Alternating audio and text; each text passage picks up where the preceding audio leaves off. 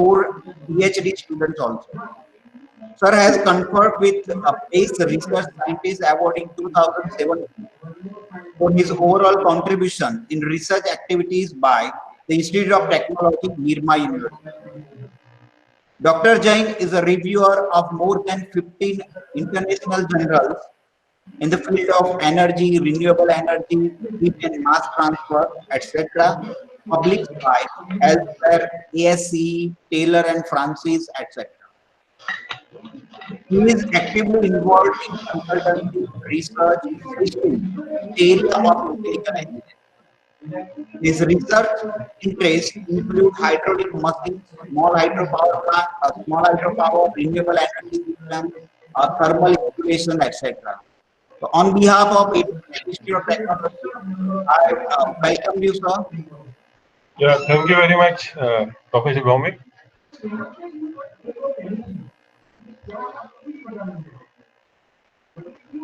So, Yes, sir. shall I start? Yes, sir. Yes, sir. You can Okay, start. okay. I think screen is visible, right? Yes, sir.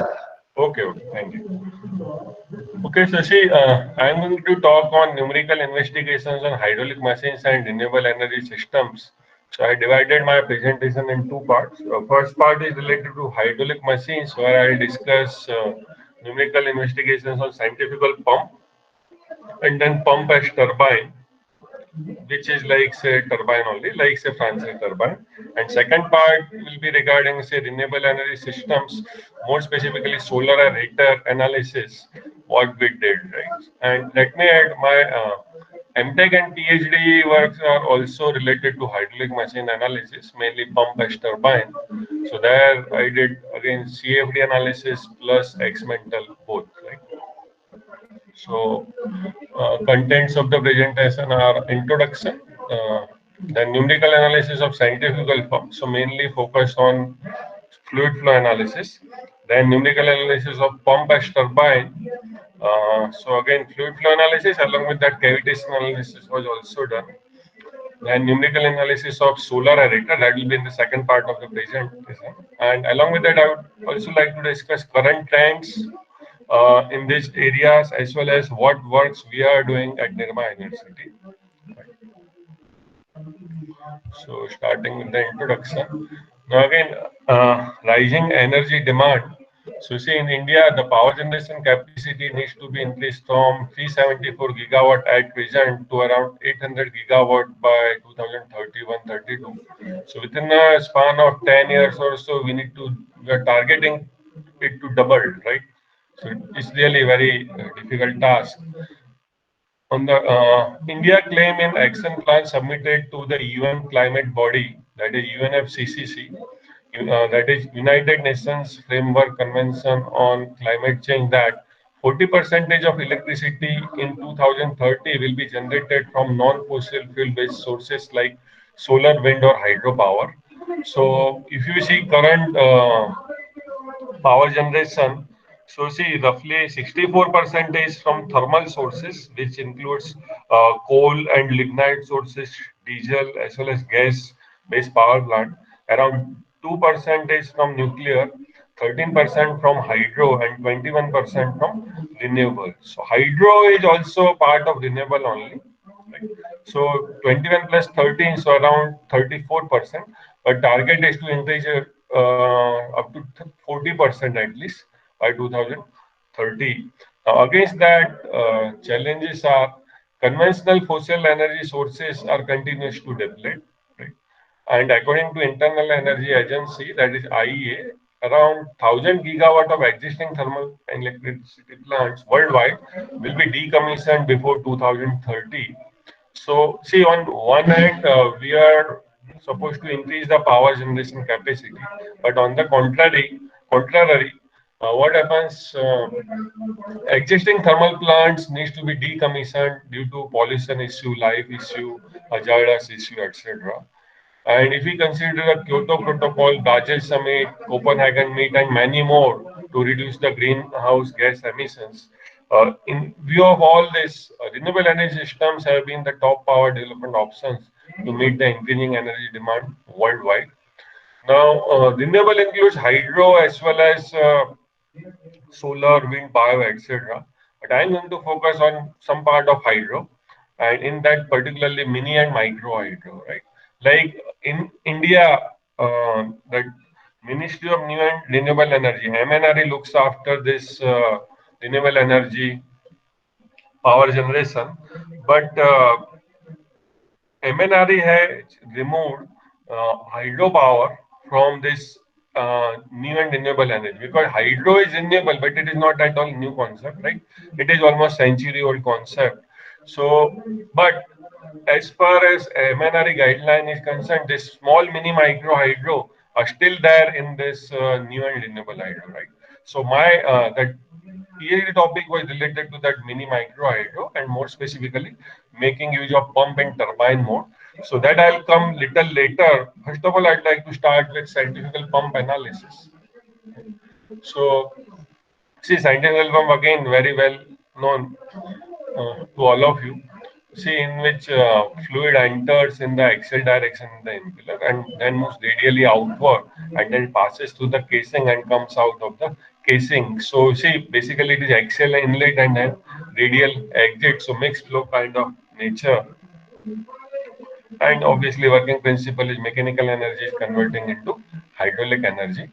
Now, we carried out CFD analysis by making use of that Fluent as well as CFX software assignment required of this pump, which was purchased from Luby Industry located in Ahmedabad, Naroda. This was the model LBS 8250, that is Luby side suction 80-50. 80 mm is its impeller suction diameter, right? Eye diameter, and 250 mm was its nominal or say outer diameter of the impeller, rated one, right? So the pump which we use, see what we did, we basically we make use of this pump in turbine mode. But before that, we also evaluated its performance in pumping mode through CFD approach and validated it with the model testing results. And for the pump as turbine, that is PAT mode, we carried out experiment also. So you see this pump has got volute type casing with outer impeller diameter 264 mm. See 250 mm is rated diameter, but in this casing we can make use of 264 or even 230 mm diameter. So there is a range of diameter which can be used in this pump. So we have chosen this 264 mm. Diameter of impeller eye is 80, number of blades 6. Rated it was 20 meter, rated discharge 1700 liters per minute, rated speed 1400 RPM, and base efficiency point was 77%. That you can see later also. I'll show you its performance curves. So see what we did. We went to UP and they tested pump on our behalf, right in front of us in their uh, testing facility.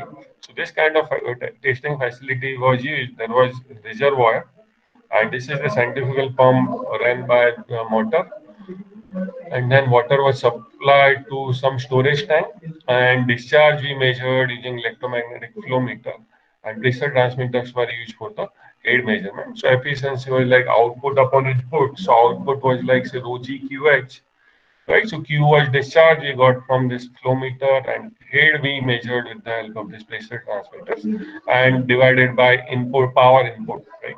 So that way we found the efficiency, and the Lugi company provided us this performance curves for this pump based on their testing.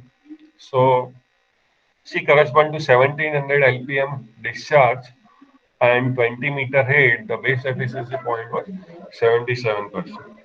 So, see, all of you know any CFD analysis were required validation. So that's why I'm discussing it in prior. This way, we got experimental result, and then we carried out fluid flow analysis in the pump.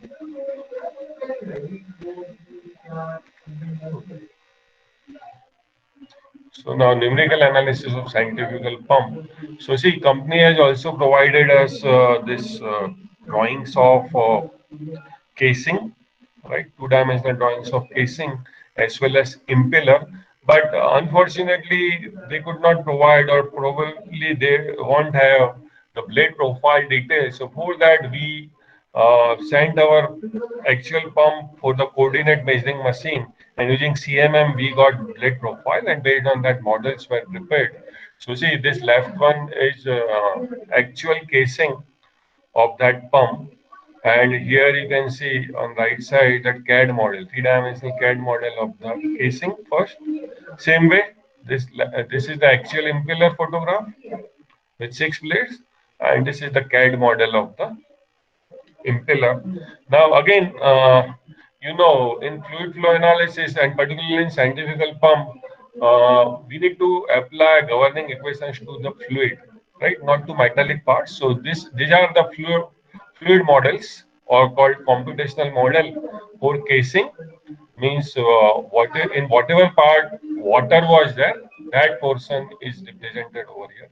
Same way, this is also, you can see, for blade images are considered, right? Not the actual blades, but yeah, fluid between the blades was considered here. So accordingly, all these are the fluid models which we use. Then next step was grid generation or meshing. So that we did in that ANSYS software only, using inbuilt tools, so that non-uniform type of tetrahedral grid was with around 3 mm size was generated. And in near wall zone, we applied size function to capture uh, flow physics, right? So number of elements for the casing were around 14.5 lakhs. Same way for impeller, we did. It was done even with finer size, right? Because this is rotating element. So even more number of elements, grid elements were generated, so around 21 lakhs. So in total, that entire flow domains were divided into around 35.4 lakh elements. And then we check for the grid. There are different grid type checking, right? Better the grid, more reliable the result would be. So we try to generate as good grid as much possible. So see, this is grid checking for skewness.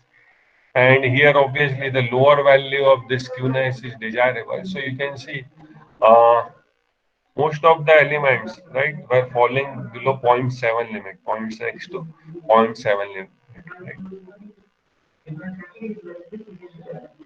Now, various boundary conditions. So see, at impeller inlet, we specify mass flow inlet depending on the mass flow rate for different conditions. So I showed you the performance curve of the pump. So there on x-axis, that mass flow rate, or say LPM discharge was there. So from that we found mass flow rate by multiplying with density. So that was specified normal to the surface, and from casing outlet pressure outlet was specified correspond to the head acting on the pump. And see, in this there are two components, right? See, impeller and casing, but impeller is rotating one and casing is fixed one, stationary one. So to consider rotational effect, Trojan rotor model was used, available in Fluent. And in between this rotating and stationary component, interface is to be defined. So those who are working in this rotating machine domain, they must be aware of it. Because see what happens at this junction, one particular phase exists in the casing, and similar phase is there on the impeller also, right? So for software, it will become very difficult to understand, because at same location, particular phase will be there with same dimension, right? So, but one of them is stationary and other is rotating. So we need to define interface over here. And various governing equations which we solved, no doubt these are generalized governing equations. We carried out steady flow analysis, right? So the unsteady term will be zero for the analysis purpose. So mass conservation equation, momentum conservation equation, and for turbulence, this denormalization group RNG K epsilon model was used. And see, there are different models available in Fluent, but we chose this model. Mainly due to because it can capture small scale turbulence as well, right? Due to this effective viscosity term.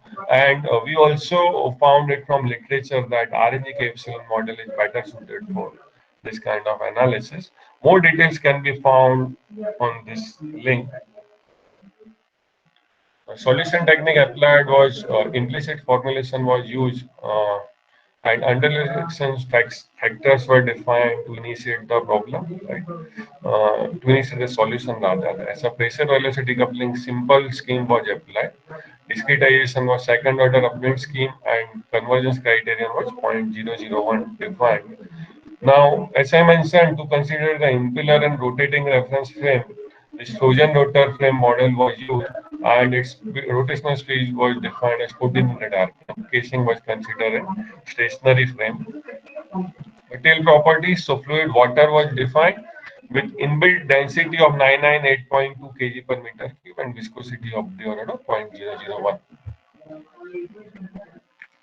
Now, results and discussion. So see, this shows pressure variation, static pressure variation in impeller as well as casing at different load or say discharges, right? So 100% means rated discharge, design discharge, and part load correspond to 75% discharge and overrated discharge correspond to 125%. So you can see as we okay, this blue to red color shows lower to higher pressure.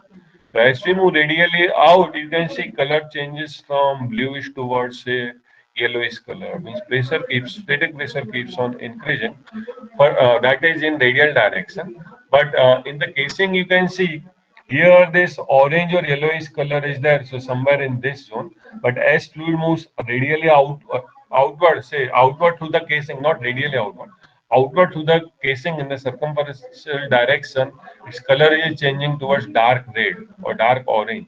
That shows increase in pressure, and that is nothing but diffusion effect, right? Due to say because this area is volute section is there, so area is increasing, so pressure will also increase because velocity will decrease.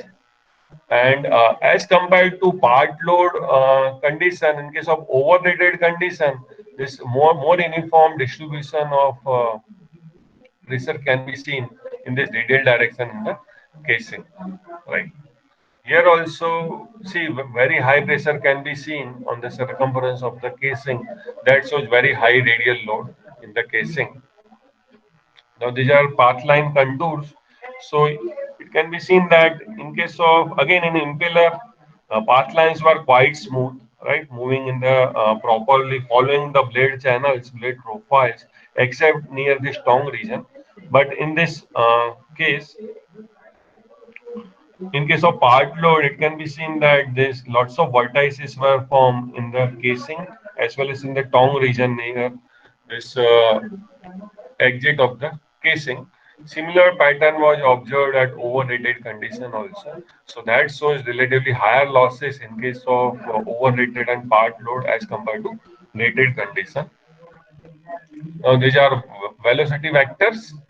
So again near the tongue portion, it can be seen that lots of flow separation occurred, particularly at say rated condition as well as overrated condition as compared to part load condition. So that leads to some losses in this portion. So as you have seen, say at rated condition in impeller and in casing, flow was quite stabilized except very close to this tongue region.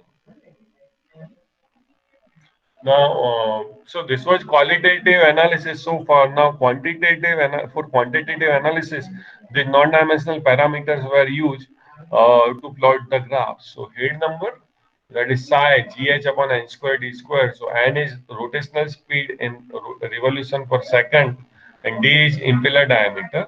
G is gravitational constant. Discharge number phi. So Q is discharge in meter cube per second, N and D as I mentioned, power number. So P, okay, it is being pumped. Input power is considered, right? Divided by rho is density of water. Then pump efficiency, output upon input. So rho GQA divided by input power. So that way we consider pump efficiency. No doubt, as I mentioned, in the boundary condition, we considered mass flow inlet. So from that, we got Q, and we specified head and outlet of the casing.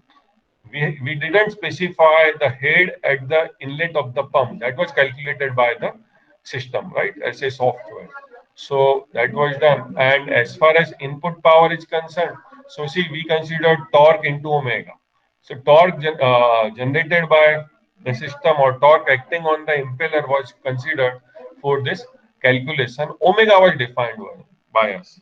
So among four parameters, Q, H, tau, and omega, Q and omega were specified by us. Tau was generated by software. Among for H, so output head was specified by us, but input head was created or generated by the software. So that way we calculated efficiency.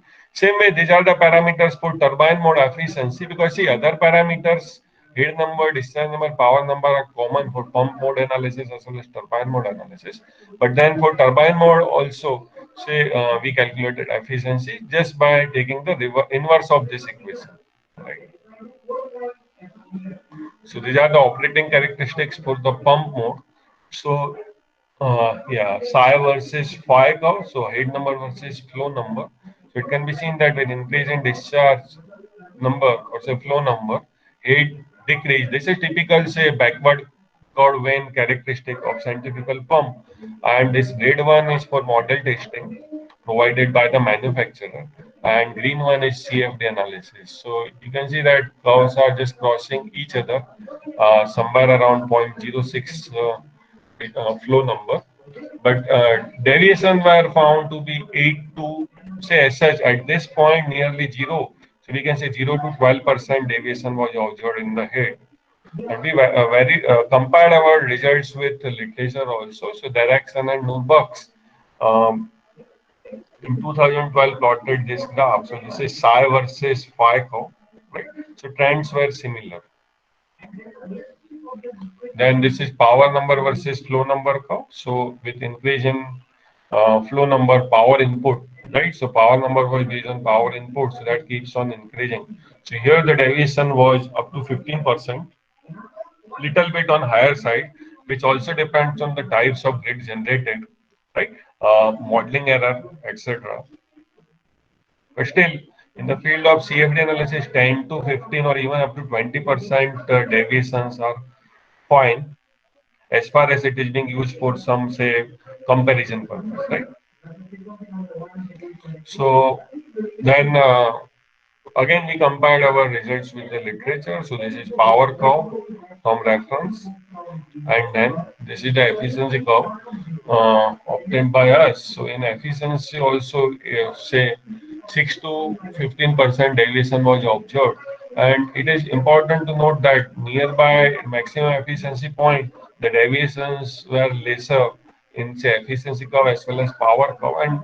And that shows that see at rated condition losses were relatively less. That is expected. At maximum efficiency point, less losses has to be minimum. So what happens at part load and overrated discharge, losses are higher. So it will become very difficult for the software to catch operating rate, right? So that's why relatively higher deviations can be seen at overrated as well as part load discharge. Some similar variations can be seen at overrated discharge over here also, right, in literature. So this is all about pump mode analysis.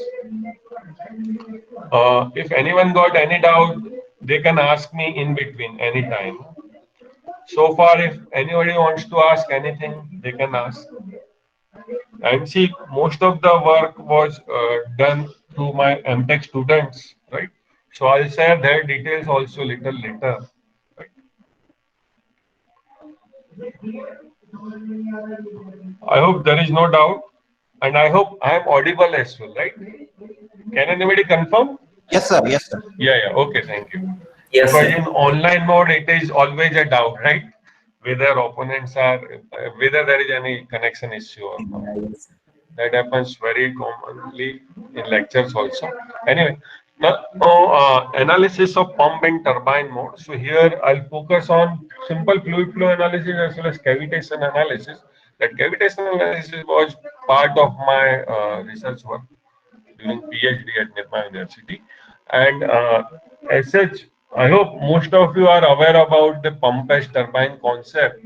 It is not that new, but that it is not that old concept as well. So still very briefly, I would like to discuss the concept of PAT. Then I will go for the analysis work. So see, centrifugal pumps are as such very much similar to Francis turbine. Those who are working in this hydraulic domain, they know it very well. Others also studied it, but I don't know how much they remember. But yeah, so centrifugal pumps and Francis turbines are similar in construction. So if, but the major difference between the two is provision of guidelines. So in Francis turbine, guidelines are always there by default, right? But in centrifugal pumps, it's not. Other thing is, see, in case of hydro turbines, mainly reaction type turbine, draft tube is required, right? But in centrifugal pump, there is no use of draft tube. So, but okay, let me show the concept first. So see, in pump mode, we already discussed, you know it very well. So to rotate, to run it in turbine mode, what is to be done is water can be entered from the casing, like in case of Francis turbine, and then water moves radially inward and then passes through the impeller blades and then comes out in axial direction, right? So in simple words, we need to just change the rotation direction of rotation, and the end, we need to interchange the entry and exit, right? Right. But then one may think or ask, why pump is to be used in turbine mode? So I have see, the main reason is non-availability. Main reason is non-availability of Francis turbine in lower capacity. Like say, if we think about pumps versus turbines, so in entire Gujarat, say there are just three major large hydropower plants, right? Sardar Sarovar plant, Kadana hydropower plant, and Ukai hydropower plant, right? And so once hydro turbines are installed on these sites, but then nobody is going to think about developing or installing any more turbine for at least 25, 30 years over the life of the system, right? That shows that turbine demand is very less as compared to pump demand. Pumps are very common. See, in Nirma University itself, we have more than 50 pumps. At my own residence, two pumps are there, right? So market of pump is very huge as compared to turbine market. So what happens? See, technology-wise, there is not much difference, right? As far as rotating elements, say impeller or runner is concerned, and casing, they are similar. Not same, but yeah, they are similar. Additional parts required are draft tube, which is not at all that costly, and guide vane mechanism. Yes, guide vane mechanism is additional component which contributes to higher efficiency of turbine, Francis turbine as well.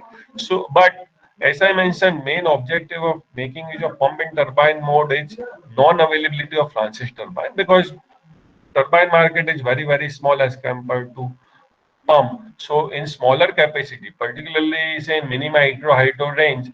So let me say in India, if overall hydropower plant capacity is up to 25 megawatt, then it is called small hydro, and mini micro are subcategories of that, right? So see, up to 1 megawatt, sorry, up to 100 kilowatt, it is micro hydropower, and 101 kilowatt to 2 megawatt, it is mini hydropower. So see, pump-based turbine can be used particularly in this mini and micro hydro range, not in say, not beyond 2 or 5 megawatt capacity, right? Because the efficiency of pump-based turbine will be quite less as compared to Francis turbine. So mainly during my PhD work, we worked on improving the pump efficiency of the pad, right? Uh, so see, there is cost advantage as well. You can see here. So see, this data we got from Kirloskar Research Limited, Pune. If we compare the hydro turbine cost versus pump cost for different power capacities, say for 10 kilowatt capacity, hydro turbine, it may be say Pelton turbine, Francis turbine, or Kaplan turbine, any, right?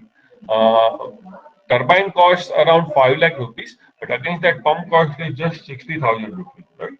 So this pump turbines are at least 800 percentage more or 8 times costlier than that of pump. And see, even for higher capacities, say 50 kilowatt, 100 kilowatt, 500 kilowatt, and 1 megawatt capacity, this ratio is say 6 to 8.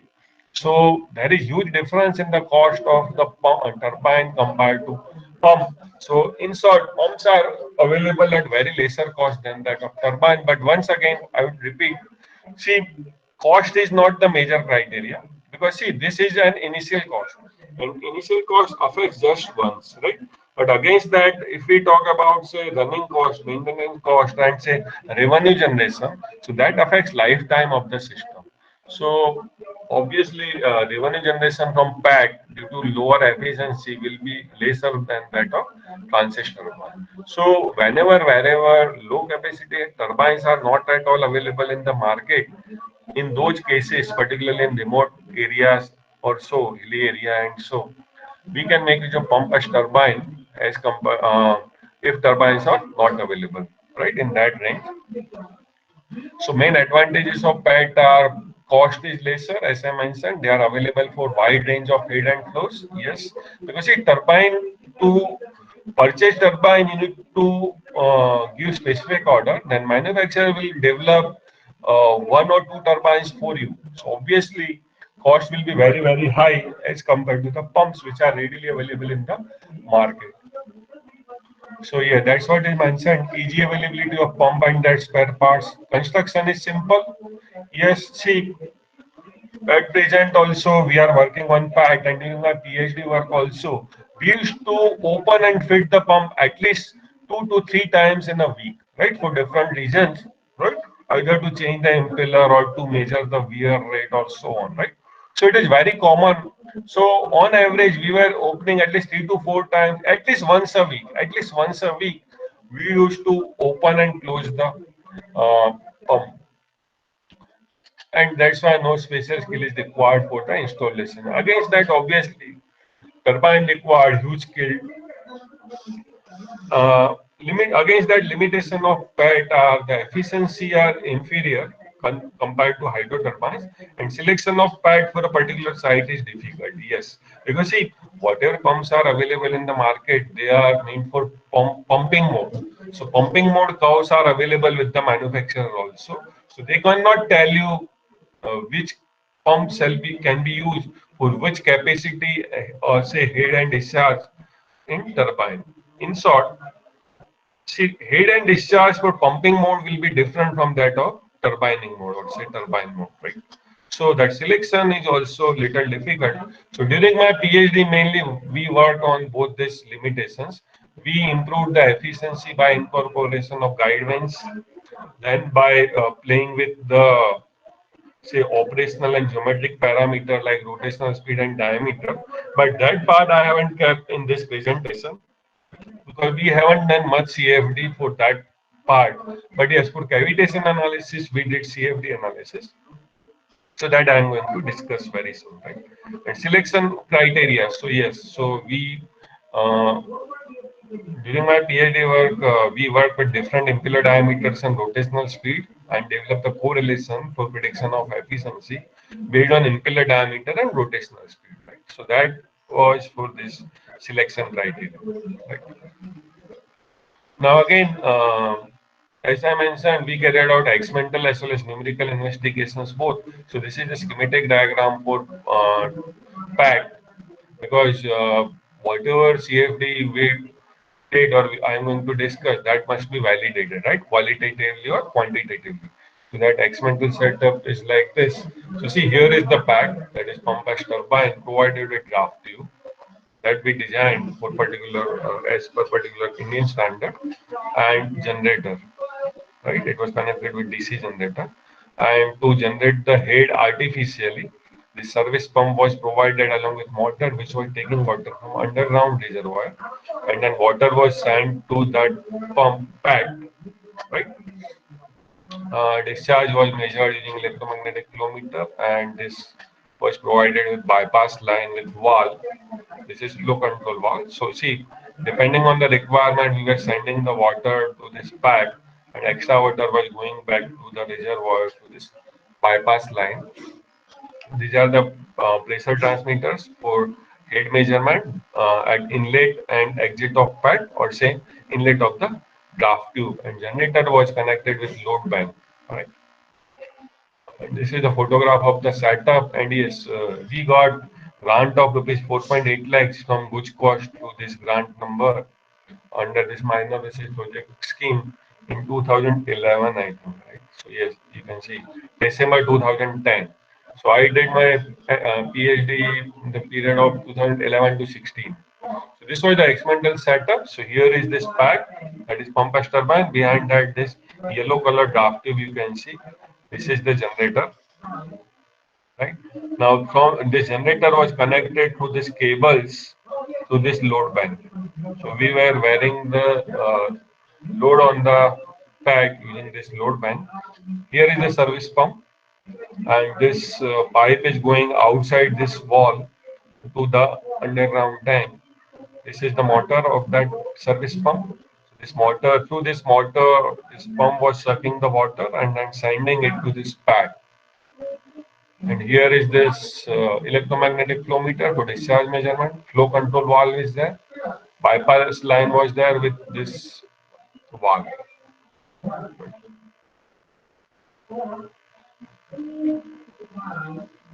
Yes, we got finance support from this huge cost. These are the specifications of the setup. I'll skip this.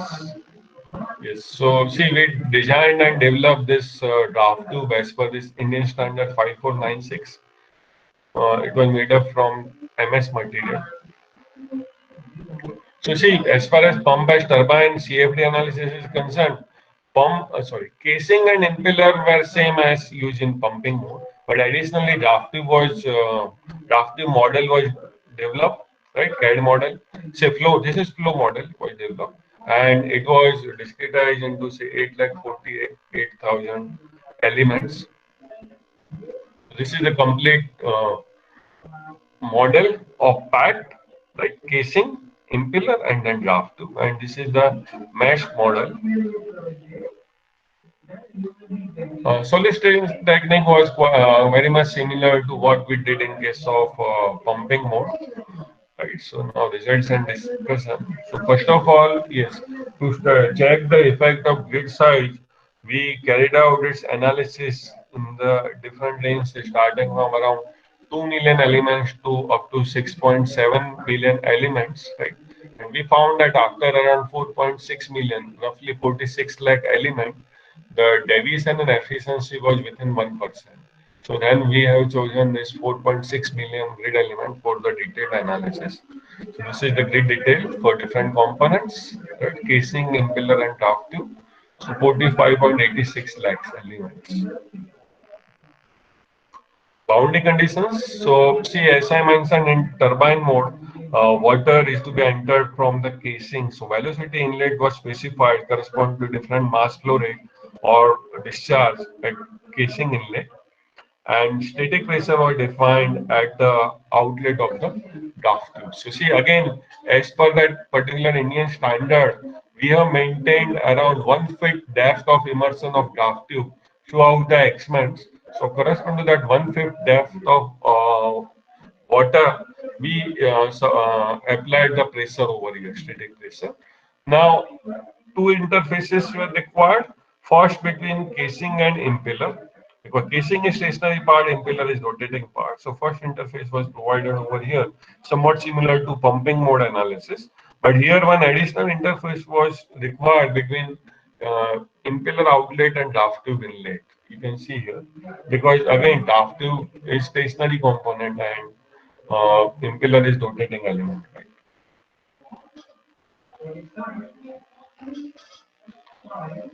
Now some results, static variation, pressure variation can be seen, right? So see, water entered storm. Yeah, again, these are correspond to different discharge. So 60% of the base efficiency point discharge. This is at base efficiency point discharge, and this is 20% higher than base efficiency point discharge. So again, as expected, as water enters in the casing, pressure keeps on decreasing. And when it passes through the impeller, again pressure keeps on decreasing continuously, right? In all the three cases. But you can see here the variation of pressure was quite uniform as compared to this part load condition. And these low pressure zones were found near the suction side of the, or say, on the suction side of the blade, near the exit of the impeller, as well as at the entrance of the draft tube. These are streamline patterns or path line patterns. As such, under steady state, streamlines and path lines are same. So again, you can see a rated discharge, right? The streamlines were following the blade channels, right? Except in this portion. Even in casing, it can be seen that path lines were very much parallel to this curvature. But at part load and as well as at overrated discharge, lots of vortices were observed in within the blade channels, right? You can see.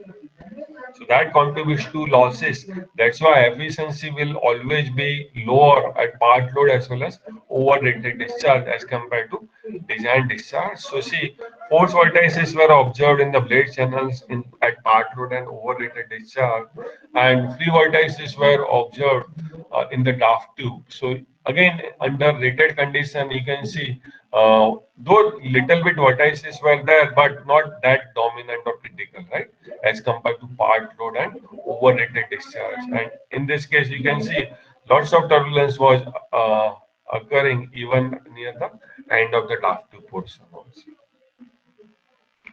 Then we compared the percentage heat drop study. We did percentage heat drop study in pump and turbine mode, say pump mode and pat mode in different components, right? So this is percentage heat drop versus non-dimensional discharge. So see, this dotted line is for pad mode and firm line is for pumping mode. So you can see that in case of pump mode, this is circle is for impeller, right? In pumping mode, around 80 percentage plus 80 to 90 percentage of the head drop was occurring in the impeller itself, which is desirable, as compared to turbine mode. You can say in turbine mode, it is always less than 80 percentage, right? As compared to that, here it can be seen in pumping mode, in the square correspond to say casing. In casing, percentage head drop was less than 20%. But in case of turbine mode, it was more than 20%. So what does that mean? Meaning is in case of turbine mode, relatively higher heat drop or pressure drop occurred in the casing, right? Compared to pumping mode. In pumping mode, it was less than 20 percentage in the casing, but in turbine mode, it is more than 20%. So accordingly, its effect was felt in this impeller. And obviously, it is more desirable that pressure drop should occur higher in impeller to have higher efficiency. Right? So that's why turbine mode efficiency was little less than that of pumping mode efficiency. So you can see this graph. So this is head number versus flow number or discharge number curve of our study and of literature. So obviously in turbine mode with increase in discharge, head keeps on increasing. All right. So yes. So these are our own experimental and CFD result comparison. Right. And similar trends were found in the literature also by this Dawal and Sirsagar in 2007. This is okay. These are power number variation and this efficiency variation. So again, it can be seen that near maximum efficiency point, the deviation between CFD and experimental results were lower as compared to part load and overrated discharge. And here also you can see in literature also in this efficiency curve, Rawal and Sirsagar also reported higher deviation at part load compared to rated condition. And reasons are mainly the higher losses. And for CFD software, it becomes really difficult to predict all the losses, right? Exactly. So, okay, this shows validation of results in pump and turbine mode, rather comparison as well as validation both. So here see, this is pump mode efficiency curve, this is turbine mode efficiency curve. So in pumping mode efficiency was quite higher than that of 80%, but in turbine mode the efficiency was little below 80%, right? Same way, this is pi t means power number curve for turbine mode, and then pi p, that is pump mode curve for power number curve for pumping mode, and then psi p and psi t are for head number for turbine and pump mode. Now somewhere somewhat similar results are available in literature published by Fernandez et al. In 2004, right? So again, trends are matching for pump as well as turbine modes. Now, some more comparison with literature. So, see, as I mentioned, for the selection of pump to be used in turbine mode, this head and discharge correction factors are available in literature. So, mentioned by Stepanov in 1957, Sharma, Altore, Frank, etc. So their values are in the range of 1.28 to 1.49 for head correction factor. So head correction factor is basically head in turbine mode divided by head in pumping mode. So we found this value around 1.4, which was in the range. Same way, discharge correction factor is discharge in turbine mode divided by discharge in pumping mode. So we found that value around 1.18, and in literature also some similar values were available. Ultimately, we compared turbine mode efficiency, right, PAT efficiency, with pump mode efficiency, and we found that turbine mode efficiency to be around 6.9% less than that of pump mode efficiency at BP, base efficiency point, right, maximum efficiency. And in literature, we found that Nautial et al. Reported this difference to be around 8.53%. Chapalez et al. Reported to be 3 to 5%. Hancock plus or minus 2%. And there are many authors who found both pump and turbine mode efficiency to be nearly similar. This is really very difficult to achieve because losses in pump mode and turbine mode definitely be different, because see, in pumping mode, fluid is moving radially outward direction, right? So its diffusion effect will come into picture, right? Because when fluid moves radially outward, area will keep on increasing. So diffusion will come into picture. So losses will always be higher than that of convergent mode, like in case of turbines. So losses in either modes can never be same. But yeah, few authors reported that, but which is not that common as such. Right? Okay, then we did cavitation analysis of PAT. So fluid flow analysis of PAT is over.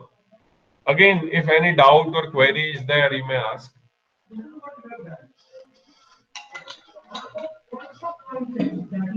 Okay, then let me continue. Further, we carried out cavitation analysis of PAT because cavitation is really very undesirable phenomena.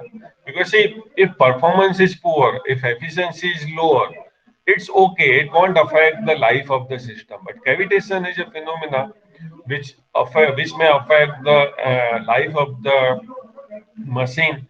And see, if we talk about present day scenario, malaria dengue वगैरह से इतना डर नहीं लगता है हमको, Covid से लगता है, because it is directly life threat is associated with that. Malaria dengue में इतना कोई नहीं मरने वाला है, right? So when it is about life, all of us becomes very cautious. So same is true for machine also. So cavitation as such, nothing much to discuss. All of you are aware of this cavitation phenomena. But yeah, we can quantify it in terms of Thomas cavitation number. So sigma is the symbol.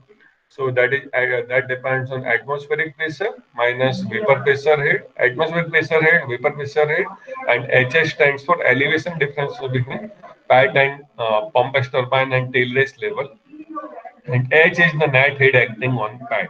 So see, we carried out numerical analysis for cavitation study as well as experimental analysis also, and I'll discuss both. And see, this is the requirement. when, see, for any machine, critical value of sigma is there, critical sigma, right? Thomas cavitation factor.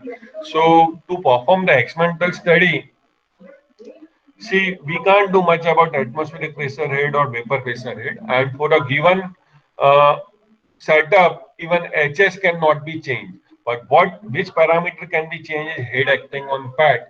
So we worked on that. We varied this head and accordingly changed the sigma value and found the critical value of sigma for our system. So yeah, for CFD analysis, again, mass, momentum, and equations were used as usual in the previous analysis, and RNA KFCL model was used. But particularly to consider this to carry out cavitation study, homogeneous model, multi-phase model was used, which was working on this Rayleigh Placet model, where this m dot plus represent rate of vaporization or evaporation per unit volume, and m dot minus is for rate of condensation per unit volume. So here, see, depending on the relative values of vapor pressure and prevailing pressure, whether condensation or vaporization took place or not has been decided. So as I mentioned, remaining solution technique was similar, right? No doubt we here worked with standard Epsilon model, RNG Epsilon model, standard K omega model and SST K omega model, and we found better result with RNG K omega model only. To consider that multi-phase effect, this homogeneous model available in CFX software is used.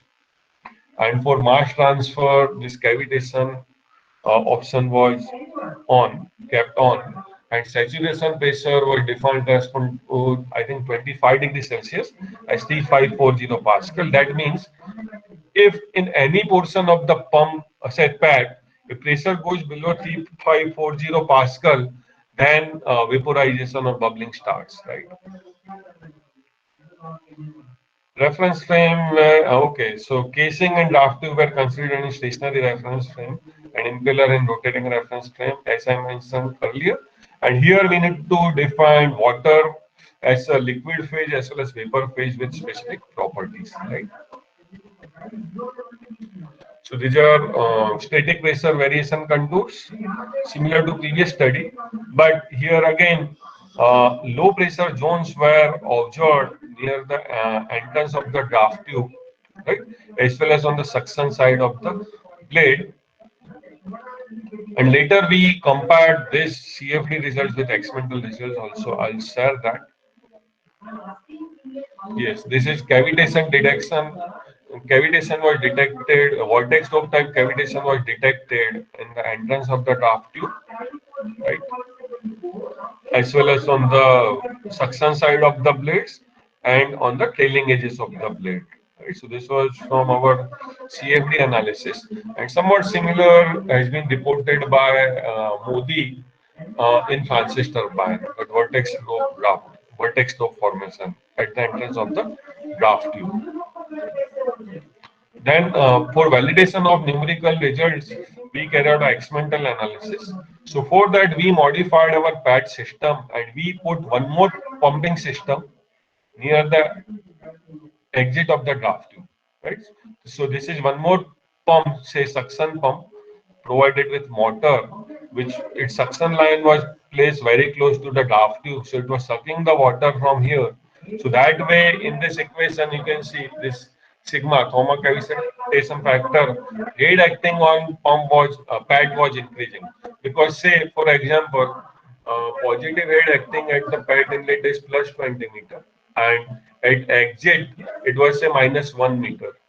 But by provision of this artificial suction creation system ASCS, right? Artificial creation, artificial, sorry, additional suction creation system. Additional suction creation system that -1 was increased to say -2.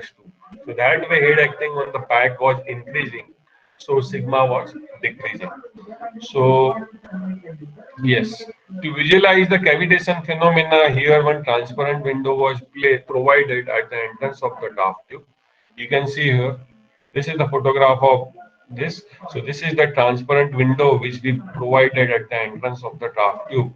and with high-speed camera, we took the prepared video as well as photograph, right? And this is the third suction pump along with the suction line, which was provided very close to this draft tube. So first of all, we carried out the sigma test to identify this critical value of sigma. But due to time constraint, I'll skip some of the part now. Those who are interested, they can contact me or refer our paper. I'll send detail. So see, by doing so, what happened? We carried out this study at 7 different speeds and 5 different loads. And when we were operating this ASCS, the sigma was decreasing.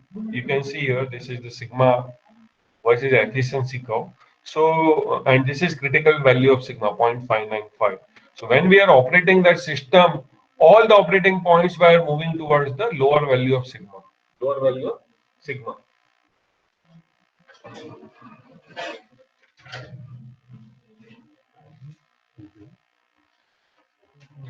Just a minute.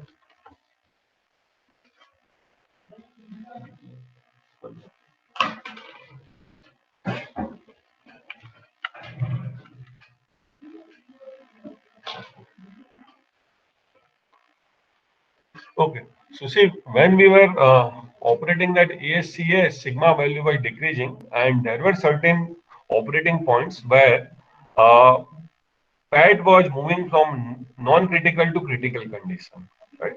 So see, in this case, hollow bubble cavitation was not occurring, but in this field bubble, cavitation was occurring because it was crossing this critical value. So then for cavitation was detected through different modes: visual observation, numerical prediction. So numerical prediction, I already discussed some aspects, some more I will do. We also did vibration analysis and acoustic emissions because see, when cavitation occurs, vibration amplitudes were also increasing. So we did that study, but I haven't kept it in this slides, right? Those who are interested, they can refer our paper, which details of which I'll share soon. So just see this video prepared from that transparent window. I hope video is visible. Yes, sir. Okay, thank you. You see, while preparing this video, we were increasing the head, so sigma was decreasing. Then we captured it with high-speed camera. Obviously, not that high speed also, right? But yeah, we manage it somehow. You see, you can see cavities, that bubbling is not continuous, right? Under circum operating condition only it was occurring.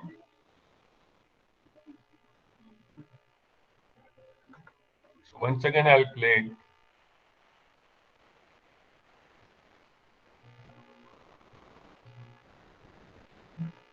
And say rotational speed of the impeller was 1400 RPM. So it was obviously moving with very high speed.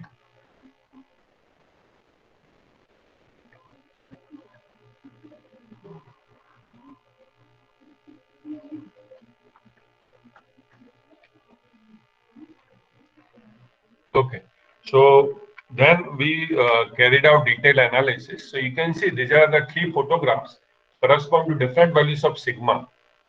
And let me say once again, critical value of sigma was found to be 0.595 in our case, right?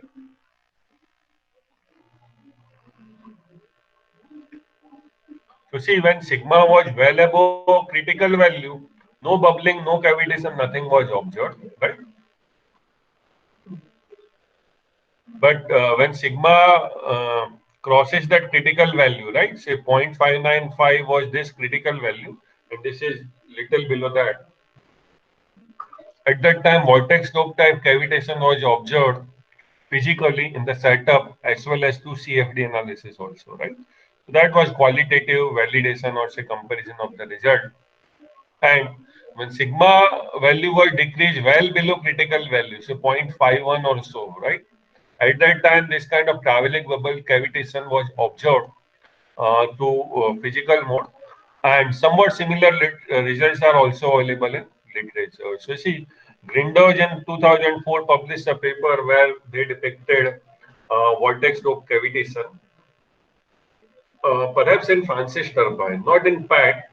As such, when we did cavitation analysis of PAC somewhere in 2013-14 or so, till that period, just one single paper was available on cavitation analysis of PAT. That was from MANIT Bhopal, Dr. Vishnu Prasad, Ruchi Khare ma'am, etc. I also visited MANIT Bhopal to understand their working methodology or all in 2012 or so. But later there are a few papers who related to this study. And Eskeler et al. Also found traveling bubble cavitation under certain operating condition, right? Then you can see this is the photograph of the impeller before cavitation study, and this was after cavitation study. Now again, see, when impeller is working under water, obviously corrosion will also occur. So how to distinguish between say cavitation erosion and corrosion? But yeah, you know, cavitation is localized phenomena, right? It will not occur everywhere, right? But yeah, this corrosion is global phenomena. Everywhere corrosion is bound to occur. So we verified that, we checked that, we found some cavitation erosion effect on the suction side of the blades as well as on near the trailing edges. So this is the comparison, qualitative comparison, obviously, of this cavitation prediction through numerical approach and experimental approach, right? Obviously, cavitation is really very difficult to predict, right? And difficult study, not that easy study. And quantification is even more difficult. Though, for that, we also did that vibration analysis in detail and acoustic analysis in brief. And those details you may find in our this paper, in this ASC, that Journal of Energy Engineering in 2015. It was 15, 16. It was I think 17, right? So 2016 it came online, and in 2017 it was published in this ASC uh, publication. Now, so this ends about the discussion on hydraulic machine analysis. And now something in brief about current trends in hydraulic machines. So what work we have been doing since last 3-4 years, right? So that I'll just briefly mention. So we see, as I mentioned, one of the major difficulties of pump as turbine is lower efficiency, right? So we worked on its efficiency with some low cost modifications, right? We cannot keep on changing the entire blade profile and all. Otherwise, it will add to the cost and then it will approach the Francis turbine cost only, right? Then there is no difference between turbine and pack. So yes, if we can increase its efficiency with some low cost modifications, so with that approach, we did this. So see, we worked on 4 parameters. Blade rounding was done here, shroud rounding, suction eye enlargement, and tailing edge sharpening. So you can see this blade rounding. Normally blades are sharp at the leading edge, right? So that was rounded. Then shroud is also sharp. Shroud edge is sharp. So those were rounded. So flow suppression losses were decreased, right? And then we increased the suction eye impeller diameter, and tailing edge were also sharpened, right? So all this work we did later on. And at present, my PhD student, Roshan Tandel, he is our faculty only. He is doing silt erosion analysis in PAC, all right? So with different silt size and concentrations, what are its effects and all, and some microstructure analysis as well. So that work we are doing. In literature, you will find other than this work, say effect of Tong geometry on the performance and radial force. So this was published by Arani et al. In 2019. So they tried to modify this Tong region, right? Yeah, there are many papers you may find literature where, see, small pumps can be used in turbine mode, For that power generation in water pumping systems, RO systems, etc. So SANI published this paper in 2019, design and synchronizing of Pita turbine with centrifugal pump in RO package, reverse osmosis package. Right? So these are some of the references related to this pump as turbine and hydraulic machine analysis. Now I'd like to go to my second presentation, that is on solar aerator analysis. Okay, so far any question, anything? Anybody want to know? Ask. There is one question in chat. Okay, okay, okay. Yeah, you might have told them to put any something in chat, but it seems that nothing. Okay, good. Someone has written this, Anand Darji, perhaps our student only. Can we improve pump performance by providing O topology around blade? How much will this practice reduce the stress on? Actually, I am not aware about this O topology, so I can't comment on that. Maybe we can discuss it later. Okay. Now, second, so see, after completion of PhD in 2016, we started working on solar aerator, then heat pipe, and something related to aerodynamics also. So this topic, so this solar aerator analysis is related to theme of our STDP on renewable energy systems. So contents of this presentation are introduction, experimental setup, numerical investigations on solar aerator. We did it for smooth duct as well as the fun ducts, and then current trends, right? So solar aerator is again very well known to all of you, right? Solar energy passes through the transparent glass, falls on this absorber plate, which is metallic one with higher conductivity, thermal conductivity, say aluminum one, and beneath that or behind that air flows, right?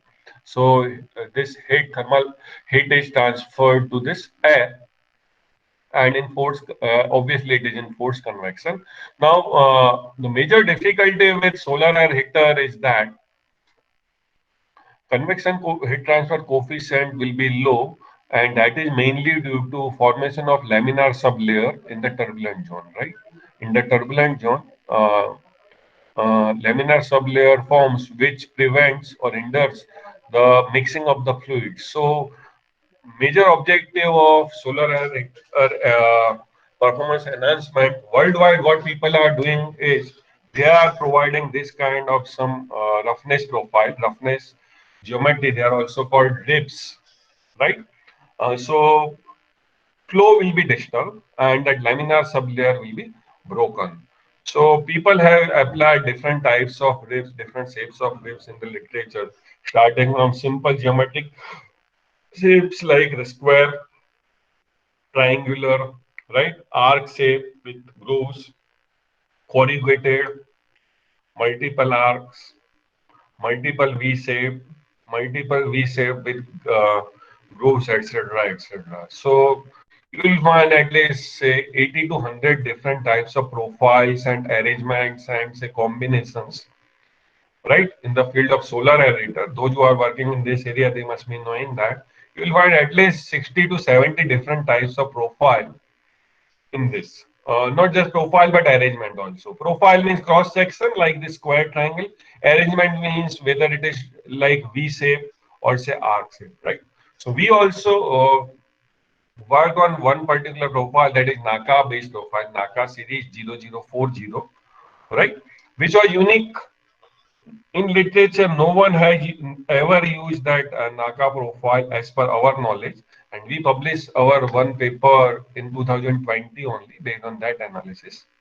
And at present also we are working on that. So this is again I would like to start with experimental setup detail. Then I will come to numerical part. So this is top view of the schematic diagram. So and yeah, it was designed as per ASRE standard 93. So this is entrance zone number one. You can see here. Then this section is there. Then this exit section is there. Then this, yeah, absorber plate can't be seen in top view. The sixth number is transition portion. Then this is pipe. Then for discharge, say flow rate measurement, venturimeter was connected.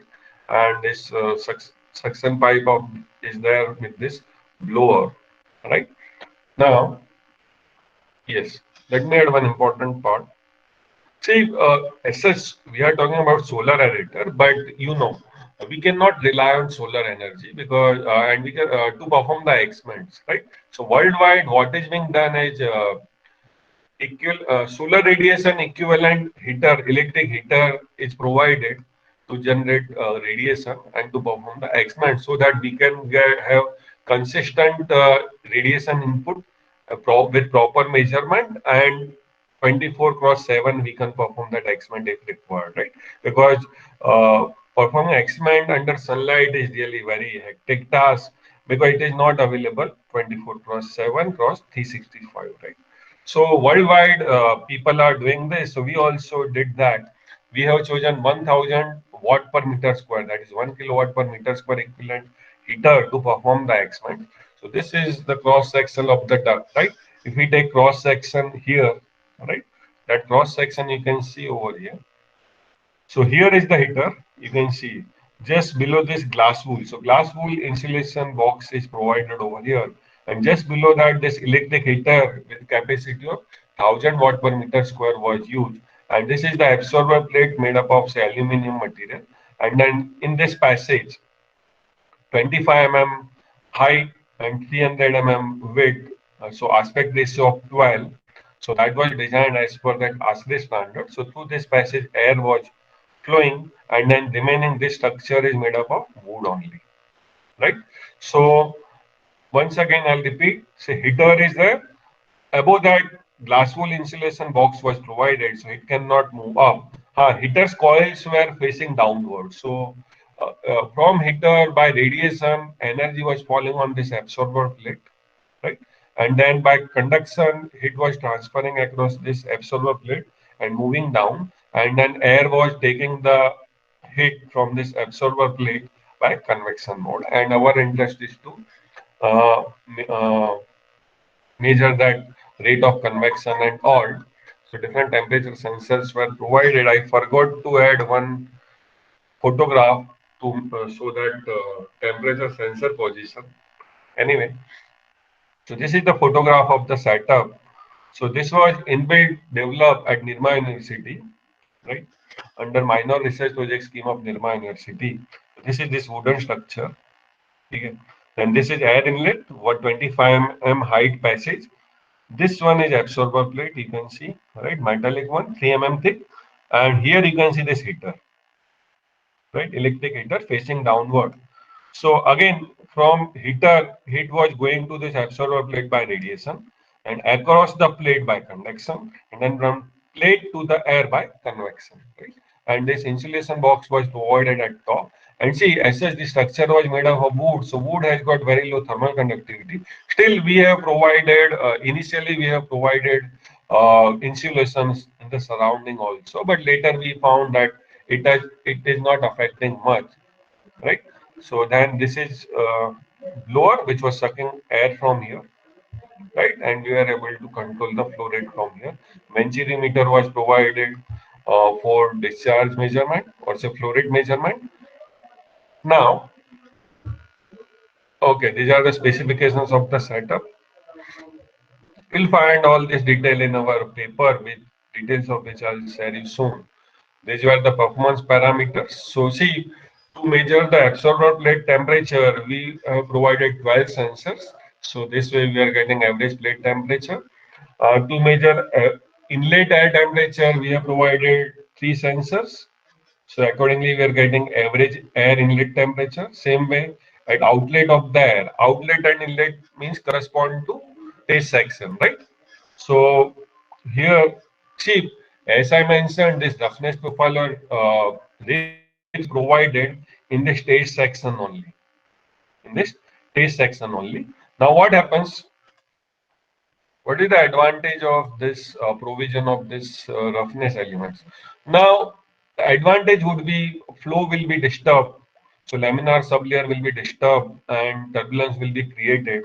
So heat transfer coefficient Nusselt number will increase, but simultaneously it will increase pumping power also. Simultaneously it will increase pumping power also, because pressure drop in the test section will also increase. So there has to be some optimum condition, right? So to find out that optimum condition, a parameter called thermohydraulic performance parameter, in brief THPP, thermohydraulic performance parameter, is used, which is basically non-dimensional ratio of non-dimensional Nusselt number divided by non-dimensional friction factor. I will share its equation soon, right?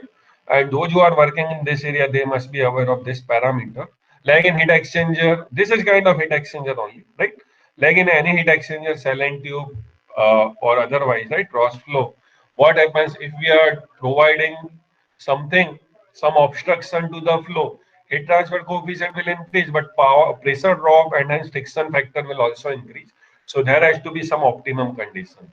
That optimum we found using THPP parameter in solar aerator. So average inlet temperature, then average outlet temperature, then mean film temperature, right? By taking average of all six air temperatures. Then pressure drop, yes. See, here the pressure drop across the test section was measured using micromanometer, which has got accuracy of 1 micron. So even 1 millimeter or point, not one, even 0.1 millimeter of H2O, that much pressure drop was also measured carefully using that micromanometer. And without that micrometer, it is really difficult to perform this experiment with such an accuracy, right? Reynolds number was OVD by mu. Convective heat transfer coefficient was determined using, say, useful heat gain. So MCP delta T of air divided by area into this TPM minus TFM. TPM is plate mean temperature, TFM is fluid mean temperature. So whatever heat was transported to the air was by convection. So from that we found this convection heat transfer coefficient. From that we calculated this Nusselt number, right? HD by K. And okay, this pressure drop we measured using micromanometer in experiments, and from that we found this friction factor according to this Darcy-Weisbach equation. Right. Now, numerical analysis of solar aerator. So this is a two-dimensional computational domain with 25 mm height of the, yes, we did two-dimensional analysis in this case, two-dimensional analysis. And see, we referred more than 80 papers related to solar aerator, in which maybe 20 to 25 were related to CFD analysis, and perhaps 90 to 95 percentage of those CFD based papers were related to 2D analysis. And few of them also carried out 3D analysis, but then concluded that 2D analysis for such a system is enough, right? So no need to go for 3D analysis. Yes, later, see, in this case, the profile was selected in such a manner that 2D analysis was sufficient, right? But later we also did 3D analysis when we changed the artificial roughness parameters, right? So depending on requirement, we need to choose 2D or 3D analysis, right? There is no 0 1 kind of answer. Okay. So here the other boundary conditions were, say, velocity inlet was defined correspond to Reynolds number. So see, in this study, mainly two graphs are important: Nusselt number versus Reynolds number, and friction factor versus Reynolds number. So Nusselt number will take care of heat transfer coefficient, right? Rise in heat transfer, and friction factor will take care of pressure drop or pumping power. At different Reynolds numbers, so correspond to different Reynolds numbers, we define different velocities at inlet of the duct. Then this was inlet, say inlet section, then taste section, then exit section. And see, as fluid is just entering from the surface, so there will be growth of boundary layer. So to achieve fully developed flow in the taste section, this is the taste section, right? To achieve fully developed flow, this entrance line is to be provided, and that was done as per ASHRAE standard. Now, constant heat flux of 1000 watt per meter square was defined on the test section. Lower wall and side walls were okay. Side wall were not there because it is 2D analysis here. So this test section of 1 meter length, this lower wall was considered adiabatic, and at outlet this outlet pressure was defined. This is the mass. So again, size function was applied in the near wall zone. So this is that airfoil profile geometry which I was talking about. I'll share more detail about it soon. So it is NACA 0040 profile with particular code length, and based on the code length, this maximum roughness height was there. And yes, we carried out analysis uh, in either modes with this NACA profile. So see, usually all of you must be knowing that. See, when airfoil is used, fluid flows from leading edge to trailing edge, isn't it? So this is the leading edge, this is the trailing edge. But now there is contradiction, right? There is contradiction, or there can be contradiction that, see, on one end we are saying that we want to disturb the flow so that laminar sublayer can be broken and turbulence can be generated. But on the contrary, here I am showing NACA profile which is streamlined shape. So then how these two things are related? Yes, it is streamlined shape, but streamline not necessarily remain perfectly streamlined. That because there will be flow separation in the streamline in around airfoil also depending on the velocity, Reynolds number, and position and all. But not just forward direction. See, we carried out analysis by changing the direction of flow also, right? So we carried out part of the analysis with forward position airfoil and part of the analysis with reverse position also. Reverse means we change the direction of flow, then fluid was flowing from trailing edge to leading edge, and we found better result with this reverse position of the airfoil, right? And logic of using NACA profile was that, see, our objective is not just to create turbulence and increase heat transfer. Our objective is to increase the heat transfer with minimum rise in the pressure drop. And airfoil are the base to increase the pressure drop by minimum amount, right? Due to streamline action. But along with streamline, say forward and reverse, either way we did that analysis. I share the detail now. Looking to the time, I may skip few of the slides. So these are this is a 3D model. Grid was generated, right? And again, you can see in near wall zone, size function was applied with bias factor of 4, and the whole domain was divided into around 4 lakh elements. These are the governing equations for steady flow, continuity, momentum, and energy equation. RNGK epsilon model was used. All right. This is the solution technique. I'll focus more on the result part, considering the time availability. Grid independent test was important, right? So we did that, and we found that after around 3 lakh 50,000 element, the percentage difference in friction factor and Nusselt number was within 1%. So then we have chosen that grid. Now, first of all, we carried out experiments with experiment and CFD analysis both, not experiment, right? First of all, we did CFD analysis with smooth duct, and we validated our results with experimental results, right? As well as this empirical correlation, Dietz-Boelter equation, this one, right? N is 0.023, Reynolds number is 2.8, Prandtl number is 2.4. And you can see the deviation between numerical and experimental results were within 3 to 4% only for Nusselt number. For friction factor, difference was up to say 8 to 10%, right? But still in CFD analysis, 8 to 10% is not that bad, I would say. Then for roughness, then to improve the performance, see, major objective of doing CFD analysis of solar and heater was to identify the proper roughness parameters, right? So we carried out analysis with 10 different cases. You can see here. So roughened with NACA 004 profile rib, and position of airfoil was normal, means fluid flows from leading to trailing edge, and then reverse. We reversed the direction of flow. Then fluid was flowing from trailing edge to leading edge. Accordingly, 5 plus 5, basically 5 multiplied by 2. So 5 cases were selected, right, with pitch of 10 mm, 15 mm, 20 to 40 mm, and this is the maximum height E, varying from 2 to 3, 2 to 6 mm. So P by E ratio was in this range. E by D ratio. D is hydraulic diameter of the duct, which was around 46 mm. So these are the values, and 5 multiplied by 2. So you can see this. These are the cases A, B, C, D, E. So all these are NACA 0040 profile. And you can see in this case A, B, C, and D, there was no space between two consecutive profiles, isn't it? But in last case E, some space was provided. As such, see, we carried out CFD analysis with different NACA profiles also, right? NACA 0030, 40, 50, 70, etc., etc. And then we came to the conclusion that NACA 0040 is better.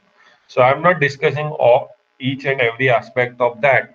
So see, same way, we change the direction of flow and then cases F to J were formed. Now, now I'll discuss some selected results, right? So see, I'm this turbulent kinetic energy contour for smooth duct, case A, here it is mentioned. B is with pitch in between, you can see, and forward direction flow. This is direction of flow. This is forward direction flow. So see, this B is basically case E. This one is case E. This C stands for case B. This is case B, and this is case G, right? Here direction of flow is reverse. Now you can see that uh, among all this, maximum level of turbulence can be seen here, this red color, because here the scale is up to 3 meter square per second square, turbulent kinetic energy. This is 3 unit.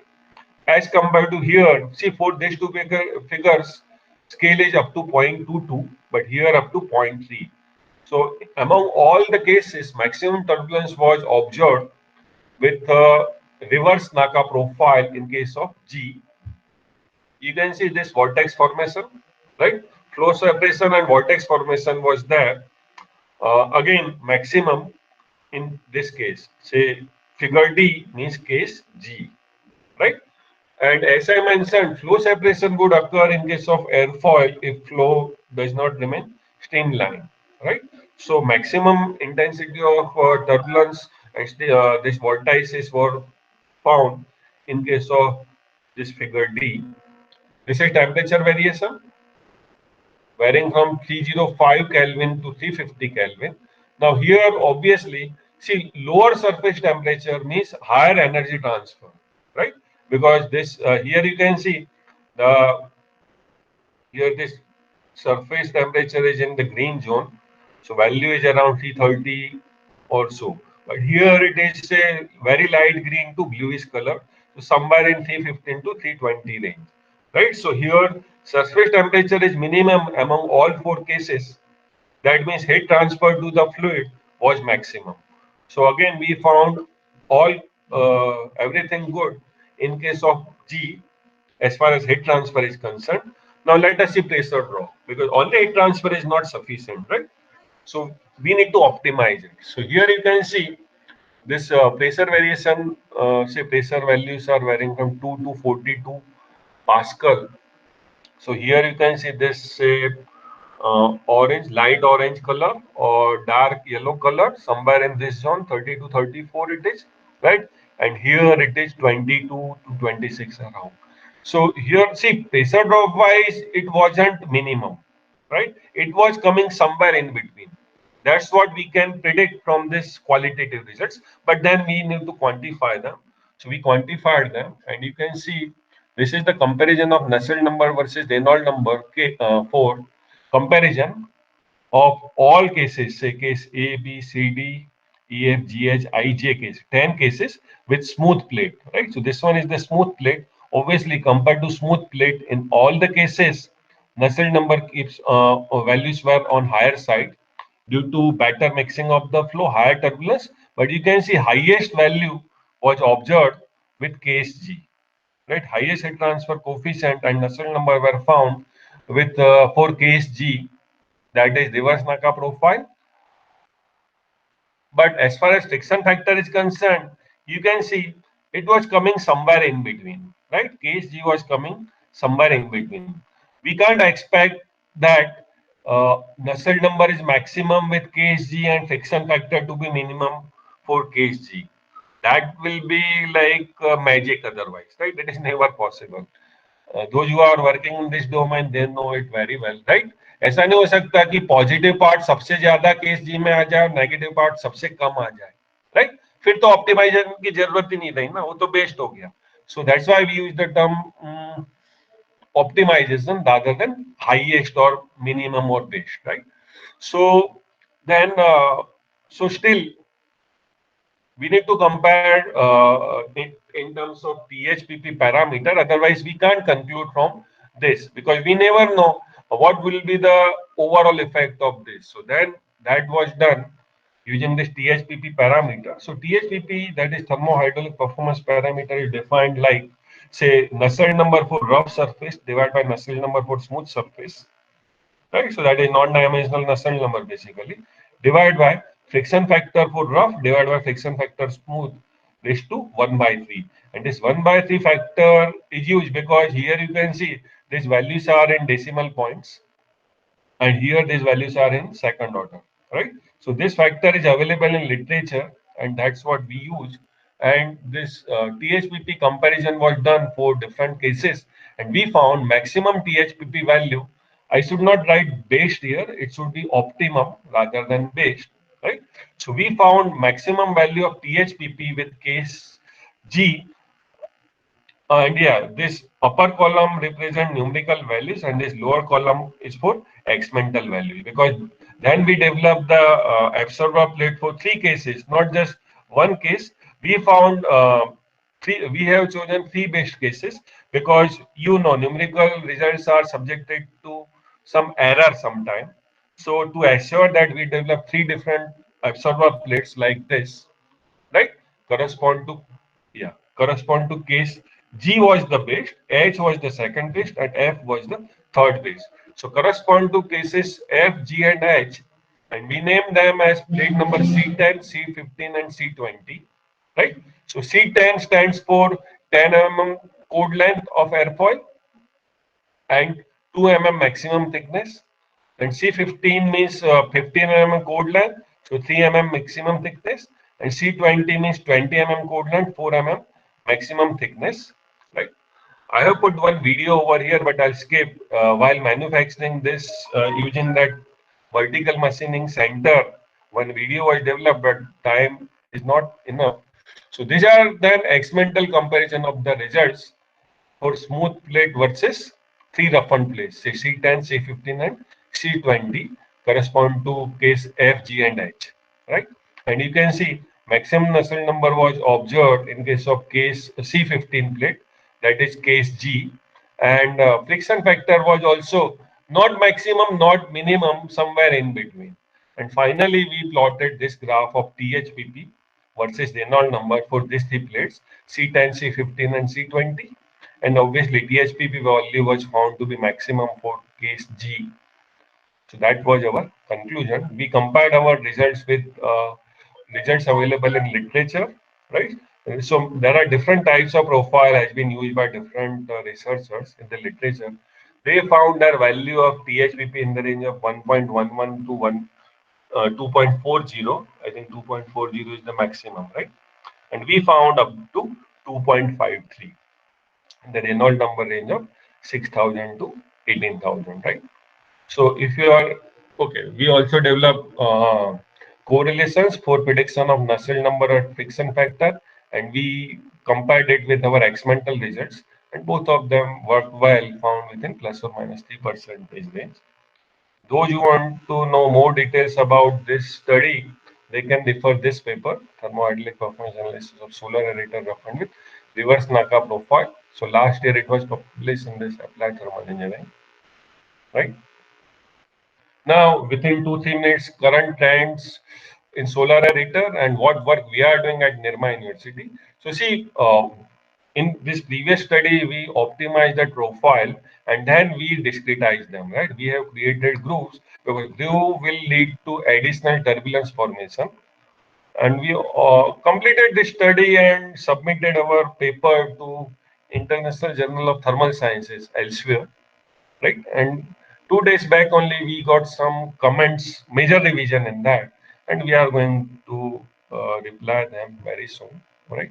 But so I cannot discuss more in detail about this. Then we have just initiated this PCM, use of PCM in solar aerator, because ultimately, see, we can this heaters will be used in solar energy, right? In practice. So during night period and say off sunlight hours, PCM can help a lot. So many nowadays many people are making use of PCM in this field. So we have just initiated that. Other than that, you will also find arcs, use of arc shaped drips in integrated with fins and baffles in case of solar aerator, jet impingement on corrugated absorber plate, right? Then honeycomb structure with PCM, use of curved solar aerator. So all this stuff you will find in the references. So yes, I would like to thank Gujkos for funding of that PAT-based study and management of Nirma University, obviously, for both the studies, right? For solar aerator analysis, we got some funding from Nirma University only. My co-authors are Dr. R.N. Patel and Dr. Vijay Lakera. Dr. R.N. Patel is my PhD guide also. And few of you must be knowing both of these professors. My MTech students, Nimit, Maulik, Bharat, Yogesh, and few BTech students, Saurabh, Karna, Varun. These are some of the references. Thank you, everyone. So that's all from my side. If any query is there, you may ask. And sorry, I took 5 to 7 extra minutes. But उतना तो teaching में चलता है, right? Anyway. Okay, any question, anything?